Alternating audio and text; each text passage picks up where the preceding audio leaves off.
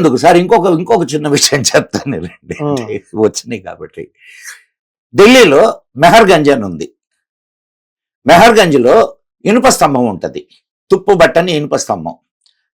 దాని పక్కనే ఇంకొకటి కుతుబ్ మీనార్ ఉంటది, తెలుసు కదా. మీరు ఒక్కసారి వెళ్ళి రండి ఆ ప్రదేశానికి. ఆ ఇనుప స్తంభం ఉన్నటువంటి చుట్టుపక్కల అదే కాంప్లెక్స్ కి కొంచెం అటు ఇటుగా ఈ కుతుబ్ మీనార్ ఉంటుంది. ఎన్ని హిందువుల చిహ్నాలు కనిపిస్తాయో చూడండి. దేవతా విగ్రహాలు పగలగొట్టబడినవి.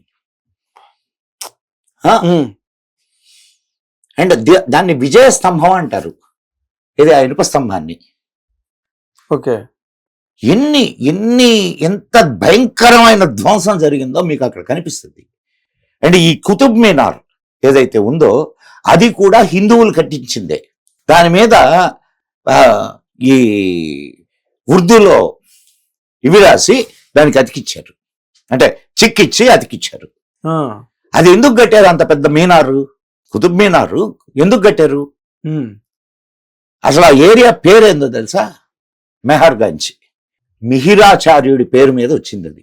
మిహిరాచార్యుడు తెలుసు కదా, మిహిరుడు, వరాహమిహిరుడు. Exactly right. అది వేదశాల, వేదశాల. కుతుబ్ మీనార్ అంత పొడుగును కట్టిస్తారంటే నక్షత్రాలను అబ్జర్వ్ చేయడానికి పైకి పోయి కూర్చునేవాళ్ళు. ఓ అదే స్కైలోకి ఇలాగ ప్రొజెక్ట్ అయి ఉంటుంది కదా, అది ఎంత టాలర్ స్ట్రక్చర్ కదా అది. ఎప్పుడుకి ఈ జాతి అన్నిటినీ అర్థం చేసుకుంటది, తన చరిత్రను తను తెలుసుకుంటది. ఇప్పుడు అదే సార్, ఇప్పుడు తాజ్మహల్ ని ఏం చేయలేదు, అది ప్రపంచ ప్రసిద్ధ కట్టడం, 7వ వింత అని చెప్పి దాన్ని. సార్ మనకు సిగ్గుండాలి సార్, మన వాళ్ళు తాజ్మహల్ బొమ్మల్ని తెచ్చి ఇంట్లో పెట్టుకుంటారు. అవును, మన వాళ్ళు ఏమనాలా, తీసుకొచ్చి దాన్ని ఏమంటారు, ఓ సమాధి బొమ్మను తీసుకొని వచ్చి ఇంట్లో పెట్టుకుంటారు సార్ ఎవరైనా. అదే సార్, నిజమే, అది చాలా సీరియస్ గా ఆలోచించాల్సిన విషయం. అండ్ ఇంకొకటి, వీళ్ళందరూ చెప్పేది ఏంటంటే, అబ్బా ఇప్పుడు తాజ్మహల్ ని కట్టించింది ఎవరు? షాజహాన్ ప్రేమకు అది చిహ్నం అని, అమర ప్రేమకు చిహ్నం. ఎవరికి అది కట్టించింది? ముంతాజ్ బేగం ఎవరు? అంతకుముందు ఒక సైనికాధికారి పెళ్ళాం, వాడిని చంపించి దీన్ని తెచ్చుకున్నాడు. ఓకే, కానీ అది అప్పుడు అంతా లీగల్ కదా. అదొక్కటి. ఇంకొక సంగతి చెప్తానండి, ఇంకా దౌర్భాగ్యకరమైన సంగతి. అది ఎక్కడో దాదాపు 100 కిలోమీటర్లకు అవతల చచ్చింది. ఎవరు? ఈ ముంతాజ్ బేగం. చస్తే అక్కడే దాన్ని ఖననం చేస్తున్నారు. తాజ్ మహల్ షాజహాన్ హ్యాండ్ ఓవర్ చేసుకున్న తర్వాత అక్కడుండే శవాన్ని తవ్విచ్చి తీసుకొచ్చి ఇక్కడ పెట్టారు 6 నెలల తర్వాత. హృదయ విదారకుని దాన్ని ప్రేమకు చిహ్నం. మళ్ళా దాని మీద కవితలు. అవును, తాజ్ మహల్ నిర్మాణానికి రాళ్ళెత్తిన కూలీలు ఎవ్వరు.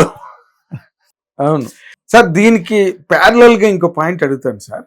అంబేద్కర్ గారు మనుస్మృతిని ఎందుకు తగలబెట్టాడు?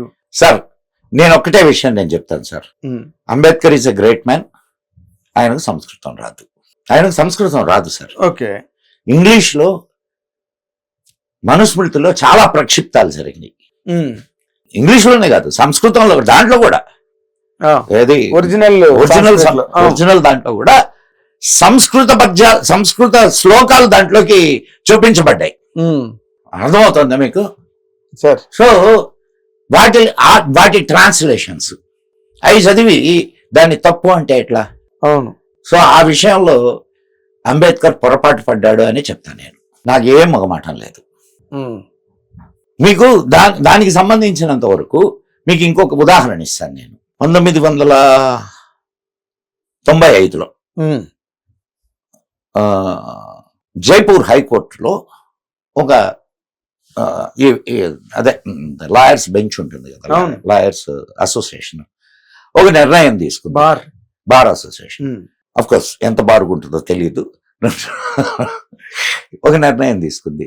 ఆ నిర్ణయం ఏమిటి అనంటే, జైపూర్ కోర్టులో మొట్టమొదటి శాసనకర్త మనువు, మొట్టమొదటి రాజ్యాంగాన్ని రాసింది ఆయన సార్.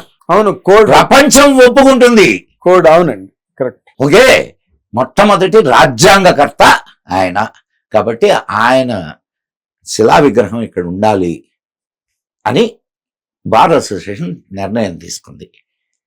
దాంట్లో ఇమీడియట్ గా మన వాళ్ళందరూ ఉన్నారు కదా, అవును, సెక్యులర్ ముసుగులన్నీ, దాన్ని అడ్డుకుంటూ ఒక కేవియేట్ దాఖలు చేశారు.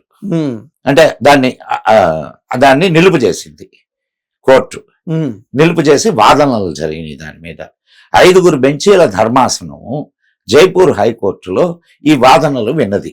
సంస్కరించబడినటువంటి మనుస్మృతి ఆయనకు సబ్మిట్ చేయబడింది. ఆ సంస్కరణలు కూడా ఏ పారామీటర్స్ తో సంస్కరణలు చేసి దాంట్లో ఉన్నటువంటి నిక్షిప్తమైన అంటే చొప్పించబడినటువంటి శ్లోకాలని తీసివేసి ఒరిజినల్ శ్లోకాలు మాత్రం ఉండేటట్టుగా కోర్టు 5 జడ్జీల ధర్మాసనం ఒకటే తీర్పిచ్చింది. కోర్టు ఆవరణలో మనువు విగ్రహం పెట్టవచ్చు అని. ఇప్పుడు మీరు జైపూర్ హైకోర్టుకి వెళ్తే అక్కడ అద్భుతమైనటువంటి మను మహర్షి విగ్రహం మీ కళ్ళకు కనిపిస్తుంది. మనువుని ఒక దుర్మార్గుడుగా చిత్రీకరించారు సార్, ఈ ప్రక్షిప్త శ్లోకాలను ఇచ్చేసుకొని. అదే అది బేసిక్ గా దాన్ని మొదలెట్టిందే అంబేద్కర్ గారు కదా. తర్వాత ఆయన ఫాలోవర్స్ అందరూ కూడా దాన్ని కాదు, మీరు అంబేద్కర్ ని తప్పు పట్టకండి. నేను కాదు, Ambedkar influenced by the Britishers. మీకు వేదాలని తెలుగులోకి రాశారు, అదే ఇంగ్లీష్ లోకి అనువదించారు కదా. అవును. ఎవరు? మ్యాక్స్ ముల్లరే కదా. అవునండి. సరే, కృష్ణ యజుర్వేదం, దాన్ని మీరు ఇంగ్లీష్ లో ఏమని చెప్తారు? ఇంగ్లీష్ లో కృష్ణ యజుర్వేదం, దీనికి ఇంగ్లీష్ పదం ఏంది? అస్సలు very very difficult to tell. అసలు లేదు. వాడు ఇచ్చినటువంటి ట్రాన్స్లేషన్ ఏందో తెలుసా? బ్లాక్ యజుర్వేద. కృష్ణ యజుర్వేదం అంటే బ్లాక్ యజుర్వేద. ఇంకా కృష్ణుడు బ్లాక్ గా ఉంటాడు కాబట్టి కృష్ణ అంటే బ్లాక్ అనే అర్థం ఉంది. కృష్ణ అంటే నలుపు అనే అర్థం ఉంది. అవును. కానీ అదే దానికి కృష్ణ యజుర్వేదం అని ఎందుకు పెట్టారు? దానికి అట్లుంటుంది ఏది ట్రాన్స్లేషన్స్. అందులేండి. కానీ మనుస్మృతి అన్న దాని మీద ఆయన ఎందుకు అసలు ఇదే కారణం. సాంస్క్రిట్ రాకపోతే ఇదే కారణం. ఆయనకు సాంస్క్రిట్ రాదు.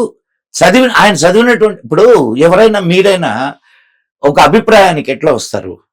మీరు చదివిన పుస్తకాలే కదా. అంతే, మీరు చదివిన పుస్తకాలే. అంతేనండి. ఆ పుస్తకాలు సరైనవా కాదా అనేది మీరు నిర్ణయించుకొని దాని మీద పరిశోధన చేస్తే మీకు నిజాలు అర్థమయ్యేది. ఆ పని జరగల. కాబట్టి అంబేద్కర్ ఈ అపోహకు లోనయ్యి ఆయన పనిచేశాడు. ఇంకా అది దాన్ని అంటారు, మనోశాస్త్రాన్ని దాన్ని కాల్ చేసి అది ఒక దివస్ అనేదో నడుపుతున్నారు. అది సార్, ప్రతి నేను ఒక మాట చెప్తానండి. హిందూ ధర్మాన్ని తెలిసి కొంతమంది ద్రోహం చేస్తే తెలియక కొంతమంది ద్రోహం చేశారు హిందూ ధర్మానికి. ఆయన అంబేద్కర్ ఎంత గొప్పవాడు అంటే, he don't want to go into the foreign religions like Christianity and Islam. But బౌద్ధం కూడా it is not the native religion కదండి. ఎవరు చెప్పారు మనకి?